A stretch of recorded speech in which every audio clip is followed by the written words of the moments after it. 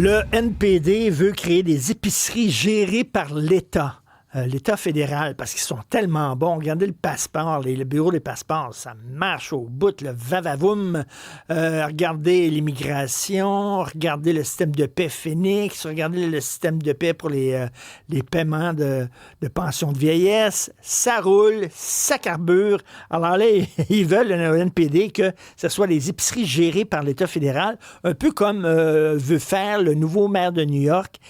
Est-ce que ce serait une si mauvaise idée que ça, une aussi bonne idée que ça? On en parle avec Sylvain Charlebois, qu'on est très content d'avoir en ondes, directeur scientifique du laboratoire de sciences analytiques en agroalimentaire à l'Université d'Alousie. Sylvain, bonjour. Salut Richard. Très content de t'avoir, en attendant de te lire, cher Sylvain. Alors, les épiceries gérées par l'État, qu'est-ce que tu en penses? C'est un peu comme le maire de New York veut faire ça aussi. Ouais, mais savais-tu que Toronto a adopté une proposition pour faire la même chose sur le territoire de la semaine passée, à peu près en même temps que l'NPD, 4 magasins à Toronto. Donc, l'étatisation de la distribution alimentaire est à la mode au Canada, semblerait-il. Oui. Ben oui. Au niveau fédéral, on parle d'un gros projet. 50 magasins partout au Canada, 6 ou 7 centres de distribution. Donc, on parle de quelque chose de gros, là. Est-ce que c'est la mission de l'État de se lancer dans le commerce au détail? Est-ce que c'est la job de l'État de mettre des bouteilles de vin sur des rayons dans des succursales SAQ, là, où peut-être que l'État devrait se concentrer sur ses véritables missions? Qu'est-ce que tu en penses? Ouais, en fait, j'ai lu ton texte ce matin là-dessus, qui m'a fait rire d'ailleurs. Puis je te donne raison. C'est sûr que je pense qu'on a le droit d'être sceptique, là. C'est sûr que d'étatiser la distribution alimentaire, c'est pas quelque chose qui est tout à fait naturel. C'est compliqué la distribution alimentaire quand même. Oui. Mais moi, ce que je questionne, c'est la mission. Quels sont les objectifs ici? Puis quand on écoute le nouveau chef du NPD, Avi Lewis, il est clair là, qu'on veut remplacer le privé. Là. On veut, parce que les oligarches font trop d'argent. Là. Fait que nous, on va faire mieux.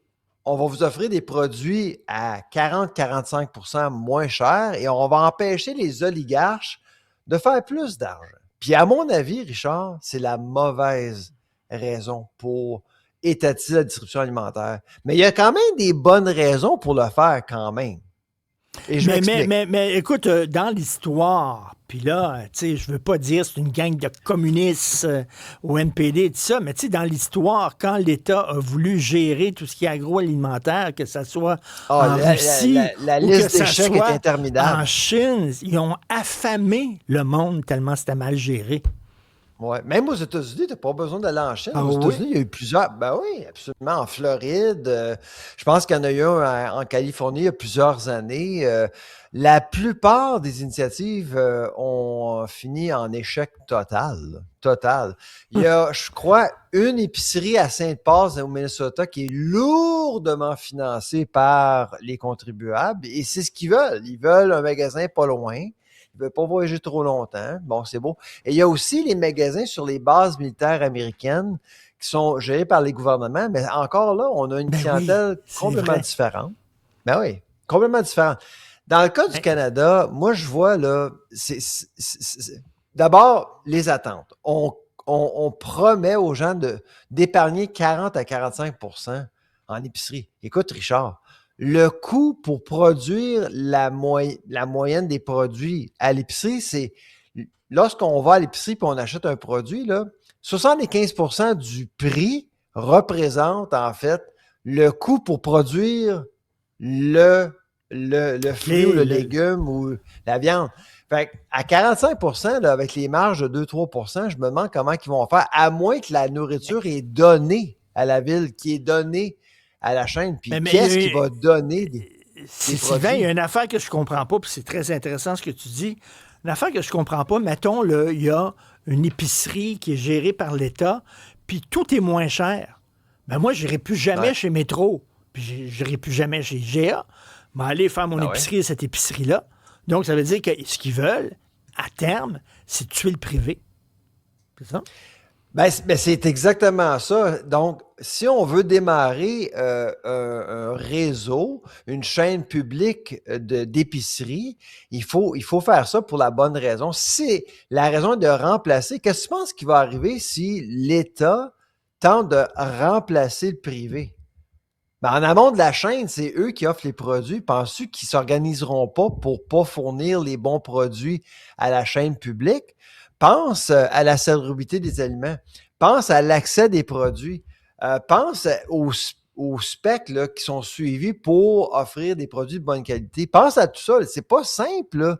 Et puis en plus, une fois qu'on lance la chaîne, c'est sûr que le privé va s'adapter pour étouffer les nouveaux magasins. Alors moi, ce que je dis, c'est que si on veut étatiser la distribution alimentaire, faisons-le pour les bonnes raisons. Puis il y en a deux. À mon avis, il y en a deux. D'abord, il y a les déserts urbains, les déserts alimentaires urbains.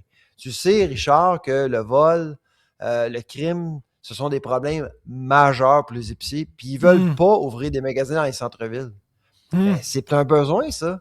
Pour des gens qui vivent en ville, qui sont pas riches, qui ont un budget très serré, de leur offrir accès à une source abordable serait souhaitable.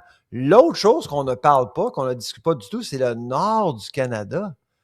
Sais-tu qu'au nord du Canada, on vend des carottes à 15 $ puis du melon d'eau à 20 $? Pourquoi pas penser à développer un réseau public pour distribuer des aliments au nord à des prix abordables? Mais ce qui me fait peur, c'est des bonnes questions, mais en terminant, ce qui me fait peur, c'est on connaît l'État. Tu imagines le nombre de cadres, puis de gestionnaires, puis de fonctionnaires qui vont travailler sur ce réseau-là. Ça va être Et M. Lewis promet des syndiqués, des employés syndiqués. Il tient à ça, là. Oui. Écoute, ça va être... Métro est en grève à Laval, déjà. Imagine. Ça va être énorme. OK, c'est de l'utopie, là. C'est de l'utopie au moment où on se parle. Un petit peu. Faisons-le pour les bonnes raisons. Pour les bonnes raisons.